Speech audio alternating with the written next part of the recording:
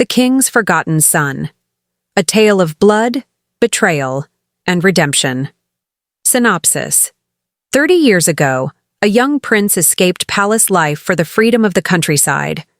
There, he carelessly seduced and abandoned a village girl, leaving her to raise their child alone. She gave birth to a son, vowing never to reveal the truth of his father's identity. Now grown, the son returns, not as a boy, but as a determined man carrying the scars of poverty and resentment. The prince he never knew has since risen to become king, a ruler adored by his people, yet haunted by secrets from his past. The son's arrival shakes the foundations of the throne, as whispers of bloodlines and betrayal spread through the kingdom. Caught between shame and duty, the king must decide whether to acknowledge the son he denied or silence him forever. And the son must wrestle with his own heart. Does he seek revenge on the father who abandoned him, or redemption for the life he was never given? In a tale of hidden sins, broken vows, and the clash between power and truth, both father and son are forced to face the question, can blood truly bind what was once forsaken? Before we continue, if you enjoy touching and inspiring stories like this one, make sure to subscribe to the channel and leave a like. Now let's get back to the story. The kingdom of Ilaria glittered with celebration.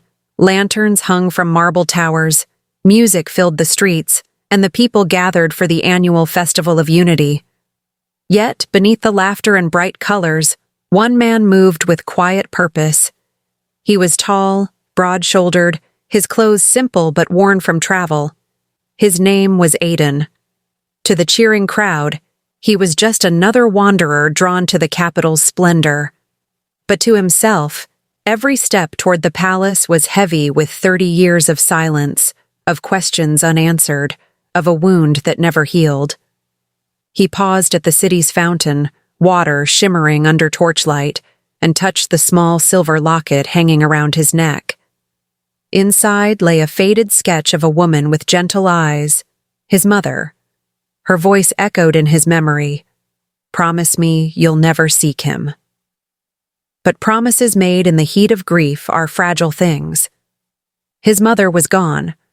All that remained was the truth, and the man who owed him a lifetime. Trumpets sounded, drawing his gaze upward. From the palace balcony, King Alaric appeared, robed in gold and crowned with diamonds. The crowd erupted in cheers, chanting his name with devotion. Aiden's chest tightened. This was him, the man who had abandoned a village girl, who had left her to bear the shame alone, the man who had stolen 30 years of a son's life. The king raised his hand in a gesture of blessing, his voice strong and commanding. But as his gaze swept the sea of faces below, it faltered. For a heartbeat, the mighty king froze. His eyes had locked onto Aiden, and in that moment, something unspoken passed between them, a recognition too sharp to be chance. Aiden's hand curled into a fist. The time had come. The king's smile wavered before he quickly turned away, but not before his hand trembled on the railing. Aiden whispered under his breath, "You know me, don't you, father?" The festival carried on as though nothing had shifted, music swelling, dancers twirling, nobles laughing behind jeweled masks. Yet, for Aiden, the world had narrowed to a single man, the king on his throne, who had looked at him not with the indifference of a stranger, but with the tremor of recognition. Aiden's heart pounded as he stepped deeper into the palace hall. Every detail pressed into his memory: the glittering chandeliers above, the painted banners of Ilaria's triumphs, the guards standing with practiced stillness. He felt their eyes flicker toward him, sharp, suspicious, though he bore no weapon, only the weight of his mother's locket against his chest. From the dais, King Alaric's gaze broke away, his face settling once more into the polished calm of a ruler adored by his people. Yet the brief shake of his hand had not gone unnoticed. Those closest to him whispered, frowning, while courtiers angled curious glances at the newcomer. Aiden paused, fighting the urge to speak aloud the truth that burned inside him. Not yet. Not here. He needed certainty. He needed proof that the man before him was the same reckless prince who had abandoned his mother 30 years ago. A voice brushed his ear. "You shouldn't be here." He turned. A palace maid, young, sharp-eyed, with a tray of goblets balanced in her hands, stared at him as though she had seen a ghost. "You look—" She stopped herself, glanced at the throne, and whispered, "Too much like him." Aiden's chest tightened. "Like who?" he asked, though he already knew. Before she could answer, a cold shadow fell across them. A soldier in gilded armor stepped forward, hand on his sword. "You, stranger, state your name." The hall fell quieter, curious eyes turning toward the exchange. Aiden's throat tightened. He could lie, give a false name, slip back into the crowd. Or he could speak, and let the words ignite the fire he had carried all his life. "My name is Aiden," he said, his voice steady. "Son of—" But he was cut off. The soldier pressed the flat of his blade against Aiden's chest. "Not here," he growled, eyes narrowing. "You'll come with me." The maid's hand trembled, spilling wine down her apron. She shook her head urgently at Aiden, mouthing a single warning. "Run." As the soldier grabbed Aiden's arm, dragging him toward the shadows of the hall, Aiden caught the king's gaze once more. This time, the king did not look away.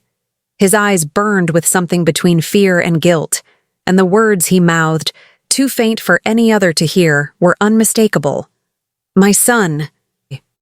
The soldier's grip was iron, dragging Aiden through torchlit corridors away from the grand hall. His boots scraped against marble floors, the echo of each step beating like a war drum in his chest. The music of the festival faded behind him, replaced by the low hum of whispers. Servants peeked from alcoves, their eyes darting between Aiden's face and the soldier's clenched jaw. Finally, they reached a narrow chamber, its walls lined with ancient tapestries. The soldier shoved Aiden inside and locked the door. For a long breath, Aiden stood still, fists clenched. His heart roared with the king's unspoken words. "My son." He sank against the wall, pulling the silver locket from beneath his shirt. The worn metal was warm against his palm. He opened it, staring at the faded sketch of his mother. The lines of her face seemed softer in memory. The woman who had carried the weight of shame, who had whispered stories by candlelight, who had fought to raise him despite the world's cruelty. He remembered the night of her death, her voice trembling as she grasped his hand. "Aiden," she had said, tears burning her eyes. "Promise me you will not go to him." "Why?" he had asked, choking on grief. "Because he will break you as he broke me." And then, with her last breath, she had pressed a folded parchment into his hand. A letter sealed long ago, the ink faded, but the signature unmistakable. Alaric. A knock jarred him from the memory. The chamber door creaked open, and the palace maid from the hall slipped inside, glancing nervously behind her. She pressed a finger to her lips. "They know," she whispered. "The guards, the queen, everyone who matters. You don't belong here.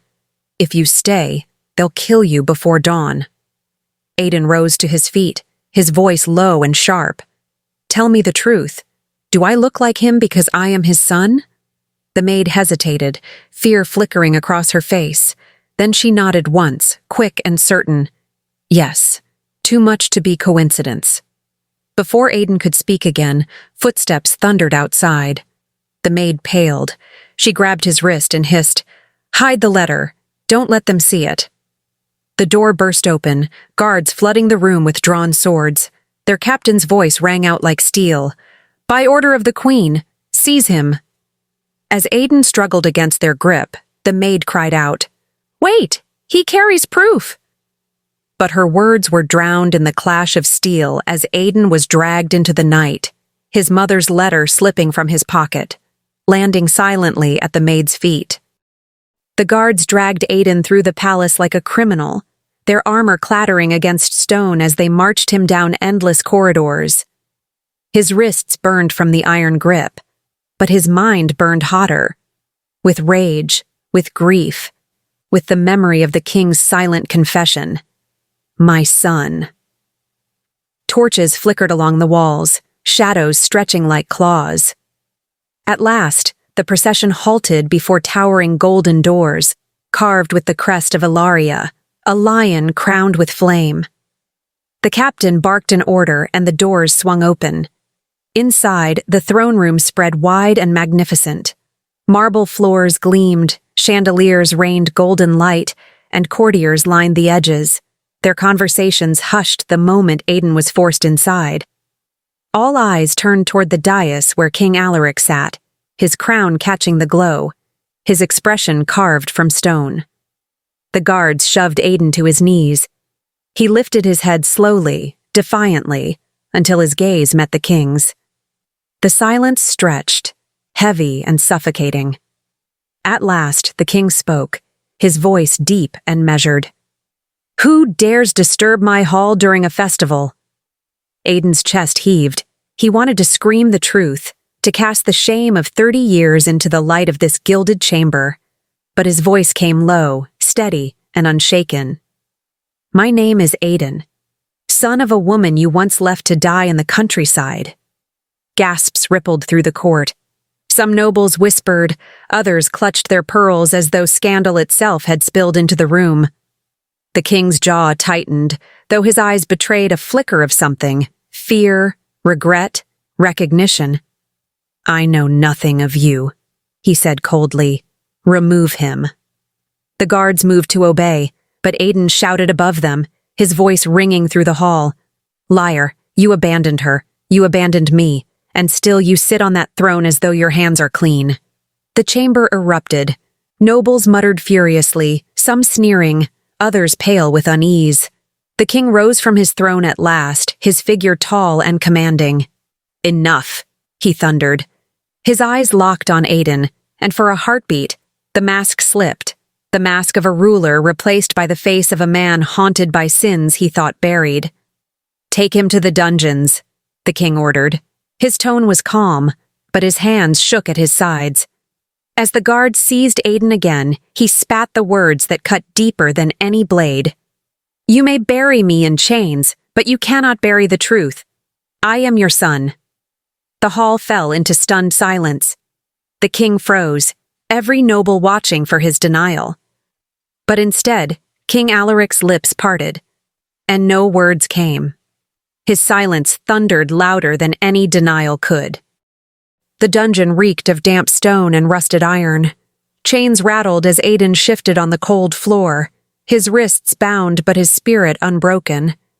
He replayed the moment again and again, the king's silence. A silence louder than thunder. A silence that told the truth the king dared not speak. Above, the palace buzzed like a disturbed hive. Whispers of the boy's claim had spread like wildfire through the corridors. Servants carried rumors faster than couriers. Nobles gathered in hushed circles, debating what the revelation meant.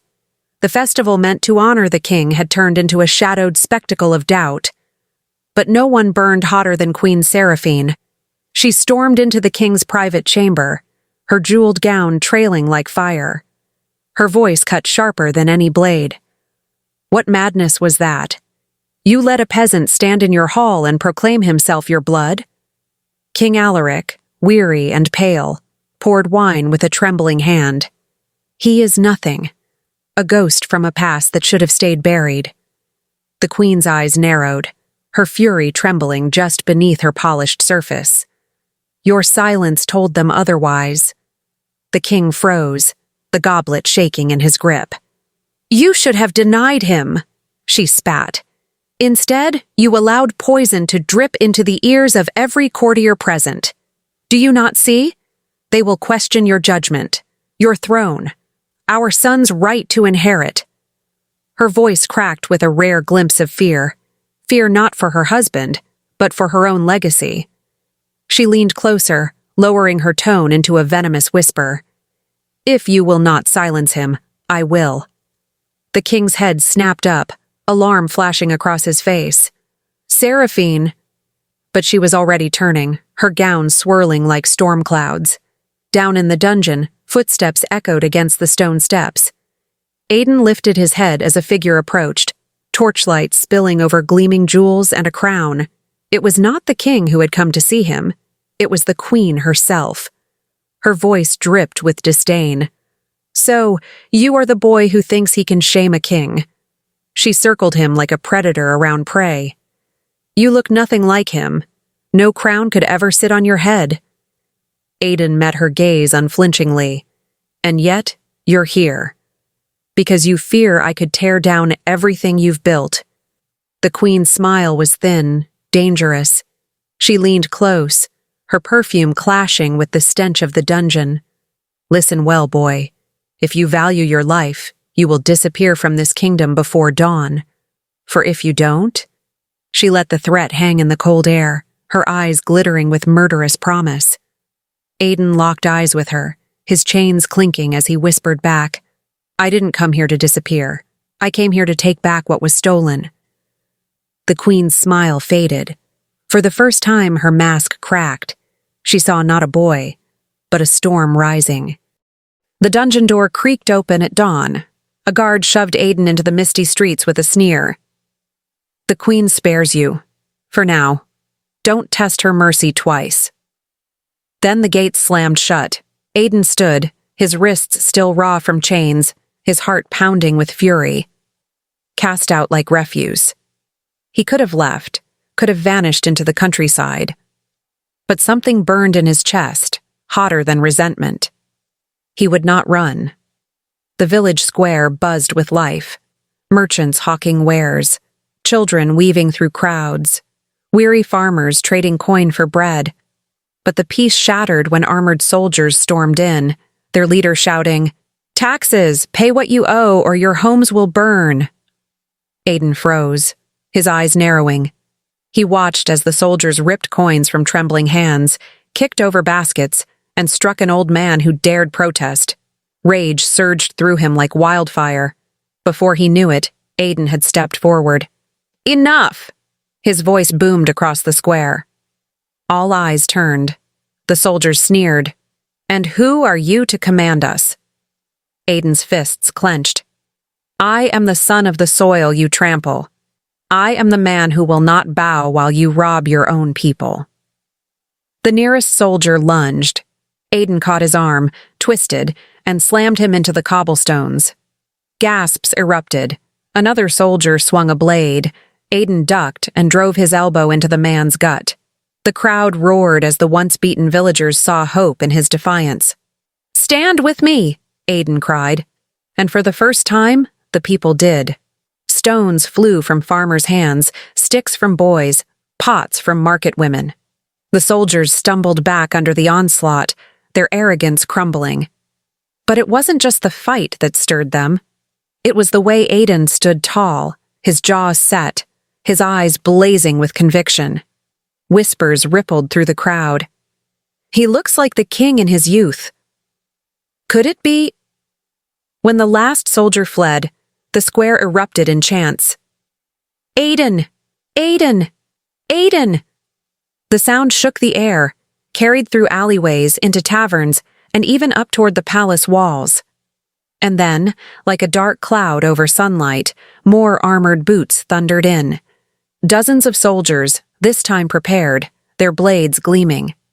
The people's chants grew louder, braver, but fear lurked beneath. The captain raised his sword. "By order of the crown, surrender the traitor."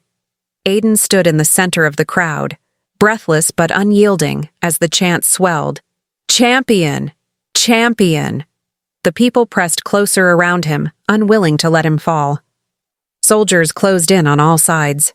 The square became a cauldron of destiny. One wrong move, and it would boil over.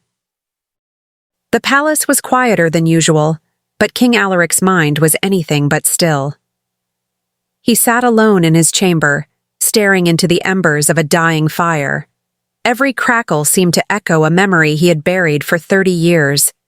He saw the countryside again, the rolling hills, the cottage by the stream. He saw her face, the girl whose laughter once felt like freedom, whose tears he ignored when he left her standing in the dust. And then the boy. Her boy. My boy, he whispered to himself, though the words never left his lips. But it was not memory alone that haunted him. Word of the square's uprising had reached even the high walls of the palace. Aiden's defiance, Aiden's voice, the whispers that he looked like the king in his youth. That night, cloaked and hooded, Alaric slipped through the city streets. His guards did not know. The queen did not know. Only his guilt guided him. In the marketplace, he found the crowd again, huddled around a fire, listening to Aiden speak. The young man's face glowed in the light, bold and defiant, yet filled with something the king recognized too well. The fire of a leader, and the loneliness of carrying too much too soon. Alaric's breath caught in his throat. It was like gazing into a mirror of the past. The sharp jawline, the restless eyes. It was as though time had betrayed him by bringing back the youth he had abandoned. For a fleeting moment, pride bloomed in the king's chest. He is mine. Blood of my blood. But shame quickly followed, tightening its grip around his heart. This boy had risen without a crown, without guidance, without a father's hand, and yet he was already winning the people in a way Alaric never had. The king lingered in the shadows, trembling between confession and silence, until a sudden chill brushed his spine. Enjoying the view, my king? His blood froze. He turned, and there she was. Queen Seraphine, her face half lit by torchlight, her eyes sharp with suspicion and fury, her lips curved into a venomous smile. "You watch him like a proud father," she hissed, each word dripping with accusation. "Tell me, Alaric, are you already forgetting which son wears the crown?" The king's chest tightened as the queen stepped closer, her gaze burning into him. For the first time, she had proof, not of Aiden's claim, but of the king's heart wavering, and she would not forgive it. The safe house was dim, lit only by a single candle. Aiden sat with his back to the wall, exhaustion tugging at his body after days of hiding. Yet it was not despair that kept him awake. It was the maid, Alara. She had been his only lifeline in the palace, the one who had whispered warnings, slipped him food, and believed in his cause when no one else dared. Tonight, she was different. Her hands trembled as she poured water into a cup. Her eyes, usually steady, darted away from his. "You saved those people," she whispered, her voice soft but strained. "The way they look at you, it's as though they've found hope again." Aiden gave a weary smile. Hope is dangerous in a kingdom built on lies, but maybe it's worth the danger.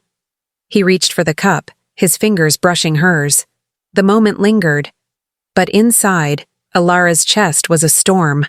For weeks, she had played two parts, loyal maid to the queen and secret ally to Aiden. The queen had ordered her to spy, to report his every word, and, if the chance arose, to end his life. Yet somewhere between her duty and her heart, she had faltered.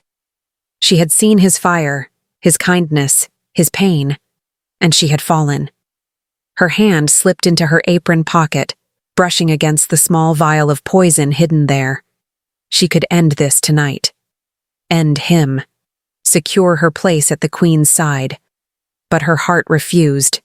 Aiden noticed her hesitation, the flicker of conflict in her eyes. He frowned. "Alara? What aren't you telling me?" The door suddenly slammed open. Soldiers poured in, swords raised, shields gleaming. The queen's crest flashed on their armor. Aiden's eyes snapped back to Alara. The truth hit him like a blade. "You," he whispered, betrayal flooding his voice. Alara's lips parted, her eyes wide with regret. "Aiden, Before she could finish, soldiers rushed forward, their blades slicing through the candlelight. Aiden reached for his dagger, his trust shattered, as Alara's torn loyalties threatened to destroy them both. The palace courtyard was crowded, the air buzzing with the clash of whispers and anticipation. Nobles, soldiers, and commoners alike gathered to witness the spectacle. Prince Cedric, heir to the throne, had demanded a duel against the so-called imposter. Against Aidan. For Cedric, it was more than a fight. It was war against a shadow threatening to eclipse his crown. For Aidan, it was survival, against not just a skilled swordsman, but the weight of royal legitimacy. Chains had barely left his wrists when Aidan was shoved into the ring. He raised his eyes to Cedric, who already stood armored and gleaming, a cruel smile carved across his lips. "You claim blood, not yours," Cedric spat, drawing his sword with a flourish. "Today, I wash this stain from our kingdom." The crowd jeered and cheered, torn between loyalty to their prince and curiosity for the rebel who had defied the throne. Steel clashed. Cedric's strikes came sharp and merciless, honed by years of training with the kingdom's finest knights. Aidan fought with raw instinct, his blade fueled not by practice, but by pain and purpose. Every strike he blocked sent shocks up his arms. Every stumble was met with Cedric's mocking laugh. Yet the people began to murmur. He fights like the king did in his youth. He moves with fire, not fear. Sweat poured, blades rang, and dust rose as the duel dragged on. Cedric's rage grew, his strikes wilder. Aidan, bruised and bloodied, refused to fall. His eyes blazed with something Cedric lacked, conviction. At last, Cedric fainted, then drove Aidan to the ground, his sword poised above his chest. Gasps echoed through the courtyard. "Die, pretender," Cedric hissed, raising the blade for the final blow. But before steel could pierce flesh, a thunderous voice shattered the air. "Stop!" All eyes turned. The king had risen from his throne, his face ashen, his hand trembling in command. The sword froze inches from Aidan's chest. Silence fell, the kind that carried the weight of nations. The courtyard trembled under the weight of the king's words. His voice, steady yet heavy with decades of guilt, rolled across the stunned assembly. "He is my blood." A collective gasp surged through the crowd. Nobles staggered as though struck. Commoners cried out, their whispers instantly turning into shouts. Some bowed in awe, others cursed in fury. Aidan, still on the ground with Cedric's blade inches from his chest, froze. His heart thundered. At last, the truth. Spoken not in shadows, not in whispers, but before the kingdom itself. Prince Cedric stumbled back, his face pale, rage flickering in his eyes. "Father, you cannot—" But the king's hand rose, silencing him. Alaric's gaze was fixed on Aidan. Not as a rebel, not as a threat, but as a son. His son. The square erupted into chaos. Nobles shouted about legitimacy and inheritance. Soldiers argued whether to draw blades or stand down. The common folk, swept in awe, cried Aidan's name with renewed vigor. "Champion! Champion!" And then, like a thunderclap cutting through the storm, the queen's scream split the air. All turned to see Queen Seraphine collapse, her jeweled crown clattering against the stone floor. She writhed, clutching her stomach, foam gathering at the corner of her lips. Gasps tore through the courtyard. Panic spread like fire. "The queen!" a courtier cried. "She's been poisoned!" Every eye snapped to Aidan. Guards surged forward, their swords raised, their faces grim. But Aidan's own shock was raw, unfeigned. He stumbled back, shaking his head. "No, I didn't—" The queen's trembling hand reached out, her voice weak but pointed like a dagger. It was him. Her gaze locked on Aidan, the perfect image of a dying victim naming her killer. The crowd roared in fury, soldiers advanced, and Aidan's world spun. He had finally been acknowledged as the king's blood, only to be branded in the same breath as the queen's murderer. Chains bit into Aidan's wrists as the guards flung him into the palace dungeons. The cold stone walls closed around him, darkness swallowing the air. The stench of mildew and rot was suffocating, and rats scurried in the corners as if sensing the injustice of the world. He sank to the floor, bruised and bloodied from the soldier's blows. His mind raced. He had finally been acknowledged as the king's blood, yet now he was branded a murderer. The queen's poisoned act had turned the court against him, and even the loyal among the guards looked away, fearful of the queen's wrath. Days passed, or was it hours? Time lost meaning in the dungeon. Hunger gnawed at his belly, the bruises throbbed, and the silence screamed in his ears. But Aiden's spirit refused to die. He pressed himself against the wall, whispering the only truth he had left. "I did not do this. I am no murderer." A faint shuffle caught his attention. From the shadows emerged an old prisoner, hunched with age, his eyes sharp and calculating despite the years. Aiden instinctively tensed. "You've got the look of him," the old man croaked. "Blood, eyes, the same fire your father once had. I served the king long ago. I've seen the rise of this family, and the darkness that festers behind the crown." Aiden's heart raced. Could this old man be a key? Could he hold the truth that might clear his name? The prisoner leaned closer, voice barely audible over the dripping water. "The queen. She's not as innocent as she seems. There are secrets she would kill to protect. Secrets about the king, about the bloodline, and about her own schemes. You, boy, are a pawn, but one that could turn the game on its head." Aiden's eyes narrowed. For the first time, he felt a glimmer of hope. Maybe he wasn't alone. Maybe the shadows of the palace held allies he hadn't imagined. Outside the dungeon, the echo of boots signaled approaching soldiers. Aiden gripped the old prisoner's arm. "If they find us talking," he whispered.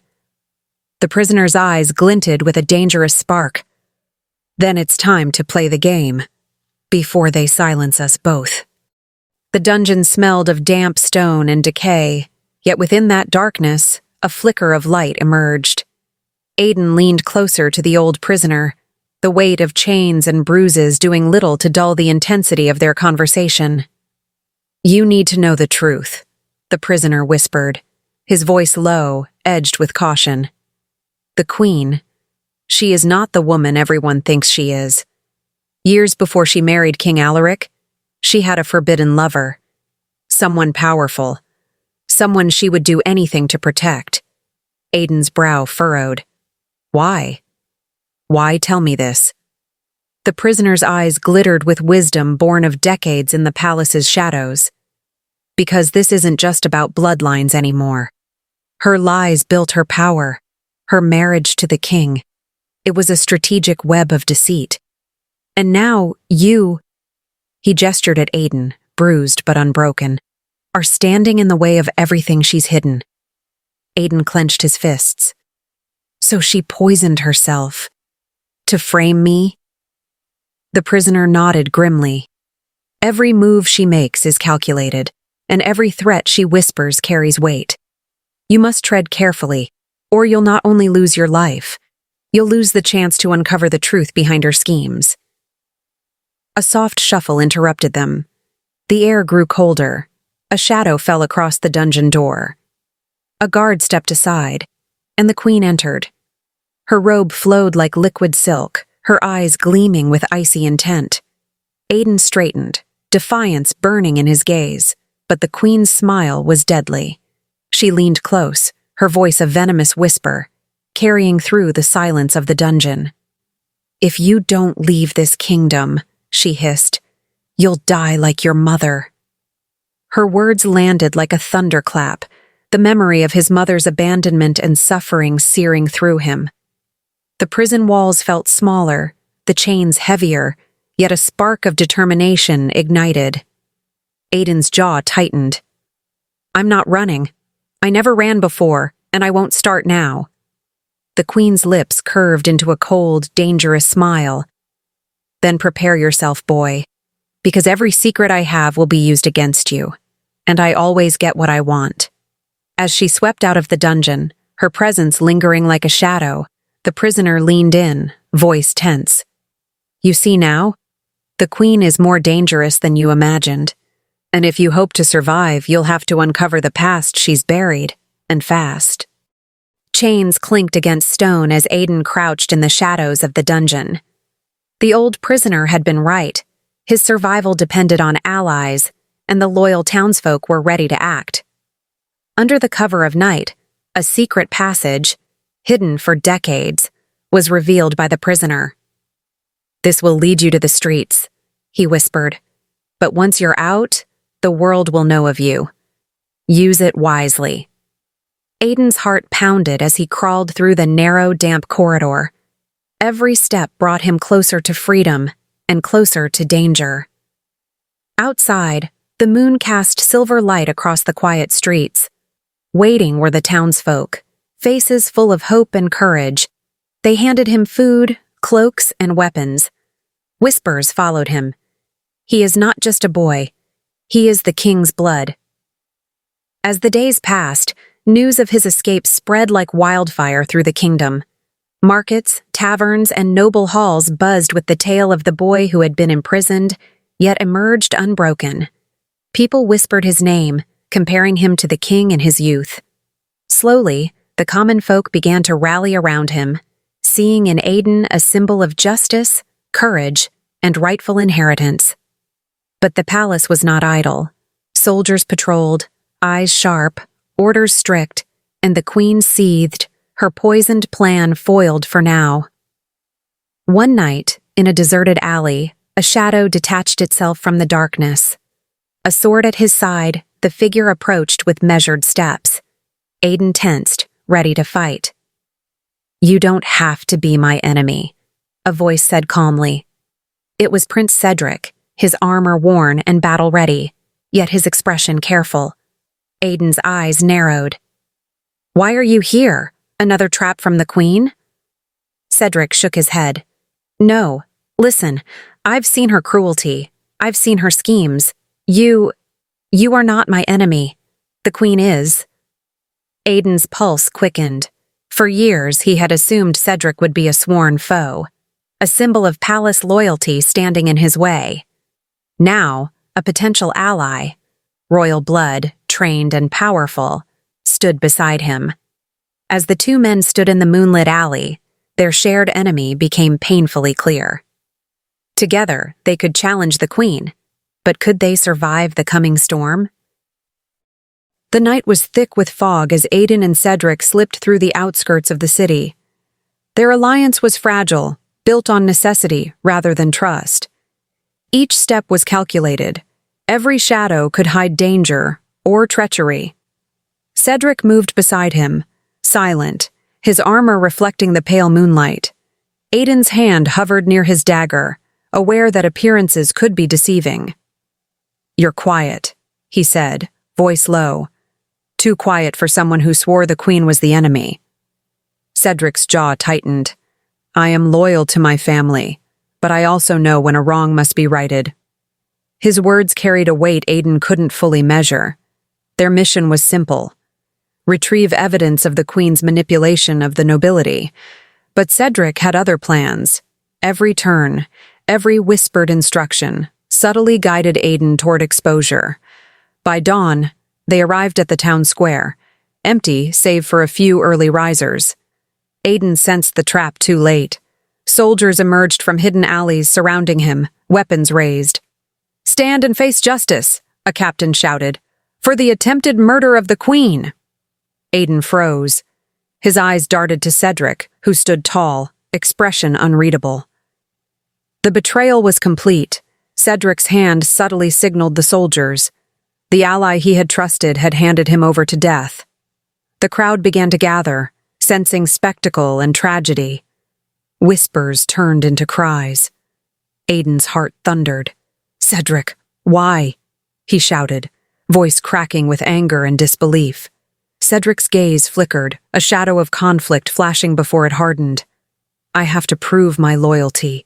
Mother's wrath spares no one, he said quietly. Blades were raised. The executioner stepped forward. The townsfolk gasped and pressed closer, some shouting Aiden's name, but their hands could not stop the soldiers. Aiden's eyes locked on the edge of the executioner's sword as it descended, and just as the steel was about to strike, a deafening shout tore through the square. The king's voice, commanding and furious. The courtyard fell silent as the executioner's sword hung in the air, poised above Aiden's chest. The crowd's collective breath seemed to freeze time itself. A booming voice shattered the stillness. "Stop!" Every eye turned. King Alaric strode forward, crown gleaming in the morning light, his robes flowing like a banner of authority. His hands were steady, yet his eyes burned with a storm of guilt and resolve. The executioner faltered, soldiers hesitating. Cedric's face twisted in confusion, his grip on the hilt of his sword tightening. Alaric raised a hand, and silence fell heavier than any blade. "This man is my son," he declared, voice resonant and unwavering. "I abandoned his mother in her time of need. I forsook my duty as a father, and for that, I have carried shame for 30 years. Gasps erupted throughout the square. Nobles whispered in shock, soldiers glanced at one another in disbelief, and the townsfolk cheered, their hope reignited. Aiden, trembling yet unbowed, stared at the king, his father. The man who had haunted his life with absence and silence now stood in full acknowledgement of the truth. Cedric faltered, guilt shadowing his features. The queen's eyes narrowed from a distance, fury igniting. The king continued, voice filled with conviction. "Let the truth be known. He is no pretender. He is the blood of this kingdom. And I will not allow lies, schemes, or vengeance to take what is rightfully his." Cheers erupted. The crowd surged forward, some kneeling in reverence, others shouting in relief. For a fleeting moment, it seemed the kingdom's wounds might begin to heal. But then, a thunderous clash rang out. From the shadows, masked figures leapt forward, blades glinting in the sunlight. Screams tore through the crowd as chaos erupted. The king barely had time to raise his guard as assassins, hired by the queen's faction, struck. Steel met steel, the king fighting furiously, while Aiden watched in horror as the very man who had just confessed his love and guilt now faced mortal danger before the eyes of the kingdom. The smoke and dust of the courtyard hung thick as bodies sprawled across cobblestones. The clash of steel and screams of the injured echoed through the palace walls. Aiden moved like a storm, deflecting blades, striking with precision, but his eyes constantly darted toward the king. King Alaric lay on the steps of the throne, blood soaking his robes. His breaths were shallow, every movement a struggle. Aiden's chest tightened. His father, the man whose recognition had brought him hope, now teetered on the edge of death. From the shadows, Queen Seraphine rose, her face a mask of fury and cunning. She stepped onto the dais, pointing at Aiden, her voice shrill and commanding. "This chaos is your doing. You brought your rebellion to my kingdom, and now the people shall pay the price." Her words struck like poison. The nobles divided, some bowing to her authority, others stepping back uncertainly. Soldiers hesitated, unsure whom to obey. The kingdom, once united under a crown, now teetered on the brink of civil war. Aiden's eyes narrowed, scanning the square, the terrified townsfolk, and the soldiers. He could not let the queen manipulate them any longer. "I am not your enemy," he shouted, voice carrying over the chaos. "I fight for truth. I fight for justice. I fight for this kingdom." The people stirred, whispers of courage growing louder. Farmers, merchants, and artisans rallied, drawn to the man who had defended them, who had stood unbroken before both crown and blade. With a rallying cry, Aiden ran to the gates, slamming them open. From the streets, villagers poured forth, armed with farming tools, old swords, and raw determination. Their chants filled the air. "For Aiden! For the rightful blood!" The queen's face twisted with rage as she realized her carefully crafted order had failed. The palace was no longer hers to command. Outside the palace gates, Aiden stood atop a carriage, the sun catching his determined gaze. Before him stretched an army of commoners, faces lit with resolve. The kingdom was divided, the war imminent, and Aiden raised his voice, ready to lead them into the battle that could decide the fate of all. The morning sun rose over the kingdom like a blood-red promise. Smoke curled from the city streets as Aiden's army of townsfolk and loyalists marched toward the palace gates. Torches blazed in the windows of the fortress as soldiers readied their defenses, steel clanging against armor, shields locked in formation. Aiden led from the front, voice loud, rallying the people he had inspired. This palace belongs to the kingdom, not to a queen who rules through lies. Today, we reclaim justice. The gates exploded under the battering ram, and chaos consumed the courtyards. Soldiers clashed with townsfolk, swords met farming tools, and cries of victory and pain mingled into a deafening roar. Inside, Cedric moved with precision, his allegiance now clear. In a decisive moment, he struck down the captain of the Queen's Guard, opening a path for Aiden to surge forward. The prince's defection had turned the tide. Fear and hope mingled among the palace defenders as the rebel army pressed onward. Aiden's heart pounded, every step carrying him closer to the throne room, closer to the queen who had orchestrated so much suffering. The corridors were a battlefield, burning torches, scattered debris, and the echoes of screams marking the path of destruction. At last, he reached the grand doors of the throne room. They burst open, revealing a scene that froze the blood in his veins. Queen Seraphine stood before the king, a dagger pressed to his throat. King Alaric lay on the throne steps, pale and wounded, his breaths shallow and ragged. The queen's eyes blazed with triumph, yet beneath it burned desperation. Aiden froze, fists clenched, mind racing. Cedric appeared at his side, sword ready, voice low. We move together. There is no turning back. Aiden took a single step forward, his gaze locked on the queen. The lives of his father, the kingdom, and everything he had fought for now balanced on a blade's edge. The queen whispered, cold and deadly, "One wrong move, and he dies. One wrong move, and everything you love ends here." The throne room trembled with tension. Torches flickered, casting long shadows across the marble floors. The queen pressed the dagger against King Alaric's throat, her eyes blazing with fury and desperation. "You should have stayed in the shadows, boy," she hissed at Aiden, her voice laced with venom. "This kingdom is mine. The crown, the throne, they belong to me. And you," her gaze snapped to Cedric, "are nothing but a child raised in lies." Aiden's fists clenched. "Enough, Seraphine. Release him." The queen laughed, a chilling sound that echoed off the gilded walls. "You don't understand. The truth is far darker than you imagine. Cedric may not even be the king's true-born son. The bloodline is a lie, and you—" Her dagger trembled, poised to strike the king. "You have no place here." Time seemed to slow. Aiden's eyes locked on Cedric, who froze, jaw tight, the revelation cutting through him like ice. But before the queen could plunge the blade, Cedric acted. A sudden, decisive movement, steel flashing, and the dagger plunged into the queen's chest instead. Her scream pierced the air, mingling with the sounds of battle outside. Cedric stumbled back, shock etched on his face.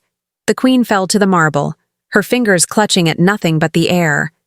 Her eyes widened, locking on Aiden and the king, her breath ragged. "You don't know the whole truth," she whispered, her life fading with every syllable. Blood pooled beneath her, the echo of her final words lingering like a curse. The throne room fell into a stunned silence. King Alaric clutched his chest, barely breathing, while Aiden stared at the fallen queen, realizing that even in death, Her secrets might threaten everything he had fought for. Cedric stood beside him, conflicted and shaken, as the weight of the Queen's parting words settled over them all.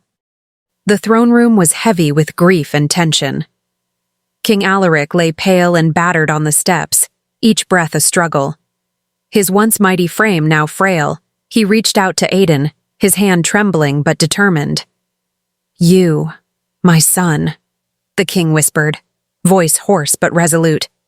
"You are the blood of this kingdom. You must take the crown." Aidan knelt beside him, heart aching at the sight of the man who had once abandoned him, now placing his trust in him. "Father," he choked, voice breaking, "I will honor your legacy. I promise." Cedric fell to his knees on the other side, eyes brimming with regret. "Aidan, please forgive me," he said, voice cracking. "I was blinded by loyalty to my mother. I see now. You are the rightful heir." For a fleeting moment, the room seemed united, father, son, and brother, bound by blood and acknowledgement. Hope flickered through the nobles and townsfolk, whispers of a kingdom reborn. But that fragile moment shattered when the council stepped forward, faces hard, eyes cold. One of them, a stern-looking lord, spoke with finality. "A bastard cannot rule," he declared. Murmurs swept through the hall. The tension was palpable, every noble and soldier awaiting Aidan's fate. "The crown belongs to a true-born heir. Your claim is invalid." Aidan's chest tightened. He had fought, bled, and risen against impossible odds, yet now the very law of the kingdom challenged his right to inherit. Cedric's hand gripped his shoulder, a silent vow of solidarity, but even that could not turn the tide against centuries of tradition. The council's words hung in the air like a death sentence. The crown, the kingdom, and the future all balanced on a knife's edge. Could Aidan claim what was rightfully his? Or would the very blood that defined him be used to destroy him? The throne room was silent, every eye fixed on Aidan. The council's decree still echoed in the air. "A bastard cannot rule." Murmurs of agreement and dissent rippled through the nobles, but Aidan remained unmoved. He stepped forward, his gaze calm yet commanding. "I will not claim this crown," he announced, voice resonant and unwavering. "Power is hollow if it cannot serve justice. I seek not the throne, but the truth, and justice for my mother, for those who have suffered under lies and deceit." Gasps swept through the room. Cedric, kneeling beside him, looked confused at first, but slowly, understanding dawned in his eyes. Aidan continued, turning to the council. "The kingdom needs a ruler, yes, but it needs a leader with honor. I place my trust in Cedric, the king's son by law. Together we will rebuild this kingdom, not through fear or blood, but through justice, fairness, and the people's voice." Cedric rose, his expression a mixture of awe and gratitude. "Then I accept," he said, voice steady. "And I vow to follow your counsel, Aidan. Together, we will honor the blood and the people of this kingdom." A cheer erupted from the crowd, spilling into the throne room and out into the streets. Soldiers lowered their blades, nobles whispered in astonishment, and commoners erupted with joy. But Aidan did not pause. He walked down the marble steps, past the court and the palace guards, and into the streets outside. The people surged around him, their faces alight with admiration, their voices chanting his name. He smiled quietly, tears of relief and triumph welling in his eyes. Though he had been denied the throne, he had become something greater, a voice for the forgotten, a champion of justice, and a symbol that the kingdom could rise above deceit and corruption. As the sun set, casting golden light over the city, Aidan moved among the crowd, their cheers swelling around him. The crown belonged to another, but the legacy of courage, truth, and the fight for justice belonged to him. And in that, he had found something no throne could ever give: true power, earned not by birthright, but by heart.